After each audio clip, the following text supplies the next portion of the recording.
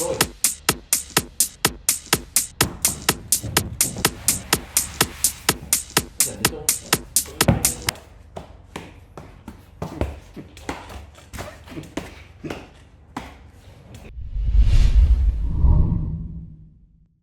in the Supra. We're in the Supra. It seems to be running. It's running remarkably well. I think we build it up. We'll stick to local. Build it up slowly. Yeah, bumps in, and it seems to be going down the road. You're probably hearing none of this because the exhaust is quite obnoxious. It's a wee bit boomy. But it sounds nice though. That's nice noises. That sounds nice. It sounds good. Yeah, sounds good. We're going to give it 30 minutes or so of driving just to see a bit of heat in it. It's dry, it's reasonably warm, so the conditions are similar to when it was doing the thing before. So, and we've got traffic now to sit in, which is great. So Yeah. that'll help. So if it does break down, then we're pushing. Yeah. Great.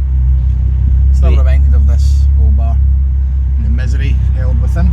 Yeah, it's not great, is it? Just doing chin-ups while you're in traffic. To be fair, it's fine. It's fine for me.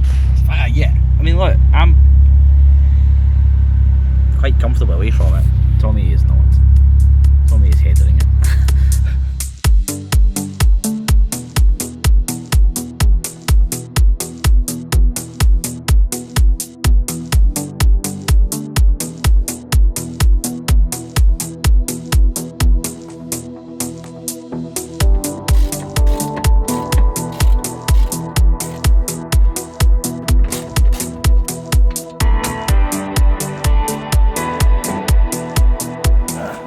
Right, I'm afraid that was the easy bit. These main posts at the front, they're in, they're really in. We just need to deal with basically the bit that goes from here all the way down behind the dash and in there.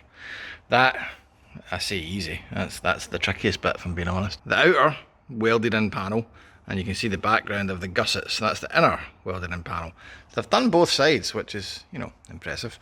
But wait, there's more. So aside from tucking behind the dash, which is toast anyway, we've also got two gussets down here, which are both welded in, kind of. And then you've got the bolted in panel at the bottom. But wait, it's also been seam welded. Mint. So it's not like I was actually ever planning on saving this, but there's definitely no chance now that this is coming out in one piece. You ain't getting an angle grinder in, even with a bare shell. It's been welded in to be destroyed on the way out. So no moaning that I'm butchering a Cusco cage or whatever it is. It's dead anyway.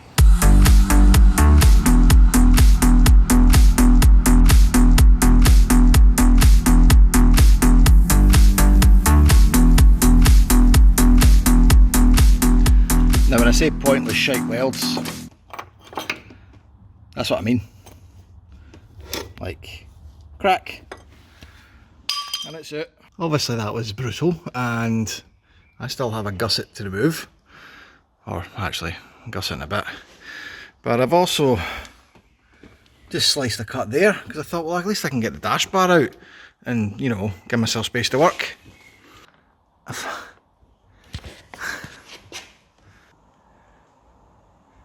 Why? That's the whole dash bar. It's been welded into the entire back of the dash bar.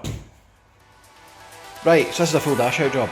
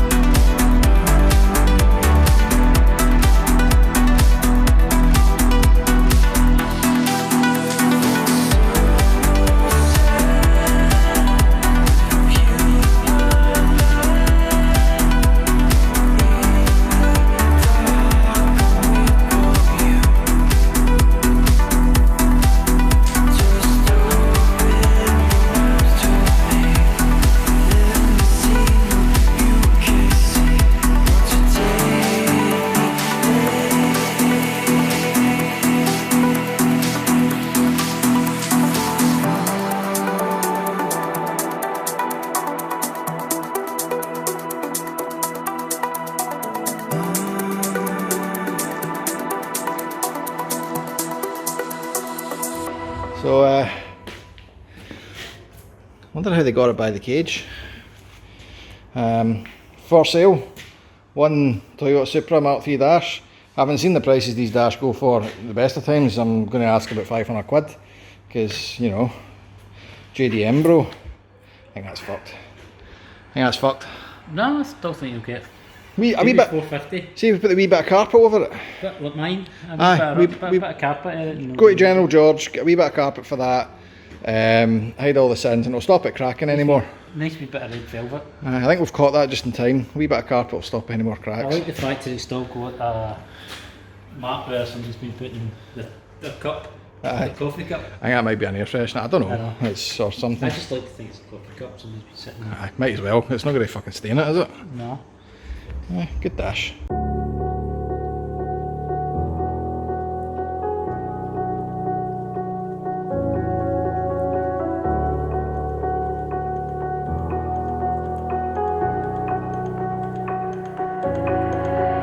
Standing tight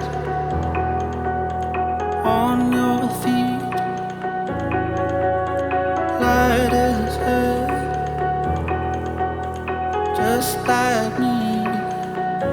You wanna dance, I wanna leave. So paint has been used, and we have more or less sealed up all of the damage from the old cage. As you can see, carpets are back down, so it looks a bit more presentable.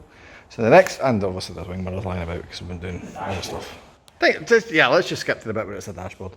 So that's the old horror, and this is the new and shiny non-horror. Also, there are other bits which we'll get to. Basically, there's a full interior to go in. The question is, did they just fold the dashboard? I think they did. I think they did, because there was no way that was coming out without, like, there's no way the dashboard was coming out with the roll cage in place, and there was no way the roll cage was coming out with the dashboard in place. So, I mean, I think that's how they did it. Just fold in half. Just yeah. Just unfold. I mean, that bit there is kind of a prime example. Give that wee wiggle. Give the wee end plate a wee. Yeah, that's how you do it. Just snap it. Snap it and it goes in. So we're not doing that with the lovely new one. That's going to hopefully go in a bit neater. So what we've done is remove the shifter, because that's clearly going to be in the way. I'm going to risk it with the handbrake cable. Basically, we're going to put the dashboard in and then slide it from the passenger side across. And that will probably not work. But I just want it in. Do the thing. This dashboard's grey. It is grey. That one's grey as well. Is it? Yeah. It was. It was. It's just absolutely filthy. I have a strong vibe this will work, but we'll try. Yes, obviously this steam wheel is Friendly program. what was. Oh, fucking hell! Fuck's sake! Just indicate I'm not in this. Really bad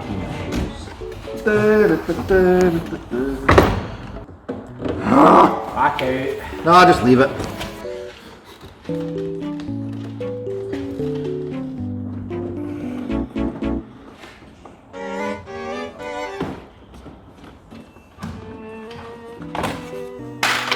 You want your wee Sealy one? What? Wait. Your Sealy one, Oh, Charles? is it crisis here, Christopher? It's an illuminate. Right, well, I'm going to go and grab your Sealy charger. There we go. It's got to be there because there's no gap anymore. The lens can leave. Maybe start getting some bolts in there. Man over there. Get over there. Over there. These are all nuts, they're no bolts, they're studs. Oh, it's bulging again because of this fucking loom.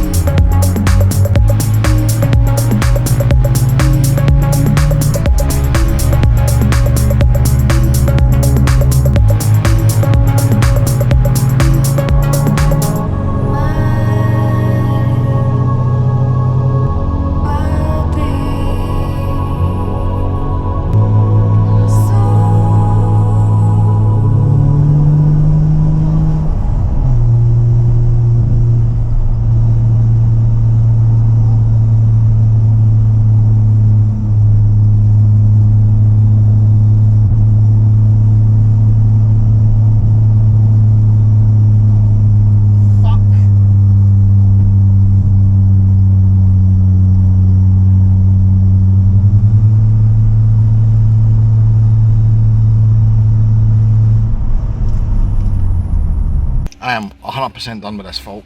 Honest to God, I thought the fuel pump had dealt with it, and it's driven 160 kilometres since I've reset it, probably more, without nary a blip. Now it's blipped, right? So obviously it's blipped in the middle of nowhere. I'm parked outside some poor bastard's farm. I'm 3 miles from the nearest town, so bearing in mind the way it fell down the last time in Loch Lomond, if I let it cool down, I might be able to limp it there. Similarly, I have an 1/8 of a tank. I'm worried the pickup's not picking up. So we're probably going to cool it down in the first instance, and then I'm going to have to try and limp myself to the nearest town 3 miles away on, as usual, not a road with easy places to break down. Fucking so done with this. More importantly, I don't know what it is. I could have pinned it in the fuel pump and it's not. So this is going to get fun.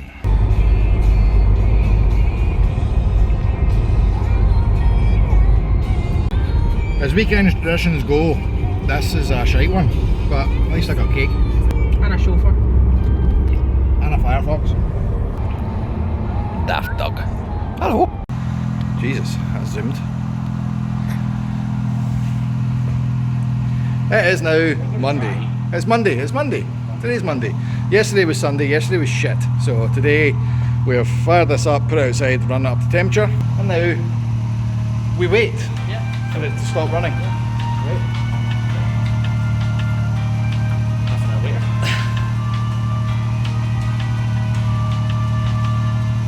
Oh, still running okay. Still running.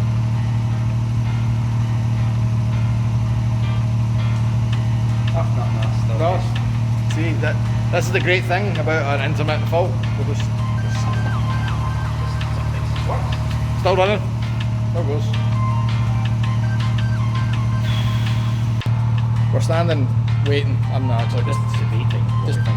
just about to put the bonnet up, and we're doing bets, right? Because at the moment we've not got a fucking clue. Oh well, it's just guessing at the moment, really. So my guess, well, your guess is crank sensor. I think so. I think something either crank sensor or Sensor. Yeah, related to that. Engine position sensor, I basically. think so. That's my thoughts. My bet is it's the ECU that has started to die. Both are very viable Both options. are very viable. Very things, viable so, options. Yeah. So bets have been placed. Let's see who's right. So good news, it very rapidly did default again. Yeah. So what we did was bridge out the fuel pump in this manner as follows. Obviously don't put 2 flying leads in at the same bit, you risk shorting it out. So I've tested that as it was failing, we're still getting 12 volts and it's still singing, so I don't think it's going to be that. My worry was if this 9 volt to 12 volt drop thing that this piece of shit's all about might be causing the problem, but it doesn't look like it. So we've just discovered that someone's already bypassed it. yeah, because it's just 12 volts all the time. So I don't know how they've done it, but they've done it. Anyway, also, I did it too, just to be the safe side. So we're on to plan B, or F, or G, I don't know what we're at now. But Oh, what did you think now? so my bet on the ECU is what we're going to look at next.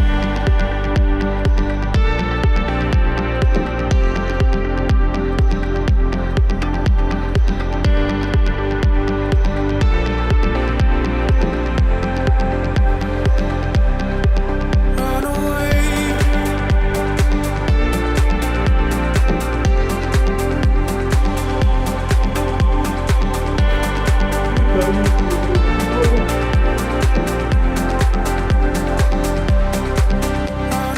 So we're putting this back together because, as usual, we don't know if Daniel's right, but I'm wrong. There's no evidence of anything. Really what we were looking for is all the wee capacitors that live under here. When they pop, they leak their fluid out. They look a wee bit of juice. A wee bit of juice. Wee You spillage. see the juice, if you see any corrosion, anything like that, that's your red flag. But similarly, it's an intermittent fault. Generally speaking, if they pop, it's dead. So the fact that this still lives, it just intermittently cuts out, meant this was a bit of a bold task to find an issue, but understandable. It was worth a check in case it's something obvious. It's worth a look. Crank sensor. Burn it! So it's been several weeks, and I've more or less just left the Supra. It starts and runs like it normally would, but no prolonged driving. So what I've done instead is order some bits. Now this is the last ditch attempt that I'm going to make to this before I give up and just buy an entire ECU. And it comes courtesy of Dale Sharp, who gave me it for a very reasonable price. Thank you very much. And we're going to test that. Obviously it's used, I think. It looks pretty bloody new though. But all I can do is fire it on, fire it up, leave it idling for half an hour or so and see if it cuts out. Because good God almighty, am I not taking it a drive.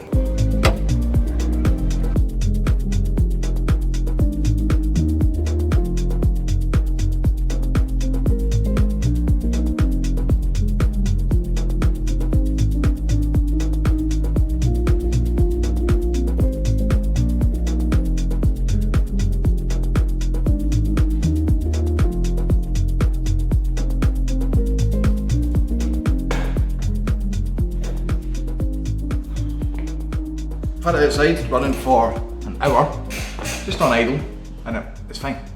It seems to run. But I'm not taking that as a conclusive win because it does that all the bloody time. It only breaks down when I'm nowhere near here, but what can you do? Anyway, but by all accounts though, this sensor should work. And I should explain why I've done this. So the two fault codes that I keep getting on the ECU are map sensor, basically, which we've just changed, and O2 sensor, which I can't source. Now I don't think the O2 sensor itself is failing, I think it's reacting to the map sensor being so bad, but nonetheless we've changed 50% of what could be a problem depending on what the ECU is telling me. I've just brought it in, I've not really looked at the engine codes yet, we'll cover that in the next episode, but for now I'm pretty much out of weekend, never mind out of time. So we're definitely not going for another Sunday breakdown. I'm not too disheartened though, we're making progress. I know we're changing bits and it's not really making any improvements, but that's just in the engine. In the interior of the car, we're changing many bits and it is making an improvement. This isn't going to be done overnight, no project car ever is. It just takes time, motivation, and not losing the will to live. That's the key for me here. I know it's demoralising, but I'm not losing the will. Like I've said at the start of this series, this is the dream car. So it's going to give me some nightmares before the dream comes true. Anyway, that's enough waffle from me. Like, bell, subscribe if you just found this and you like Supra stuff, because there's clearly more to come. If you want to help a bit more than that, patreon.com/toolsandtrack. That's why the music's a bit more creative than YouTube's library. And it's also why you don't see any ads. You're welcome. And until next weekend, guys, drive safe.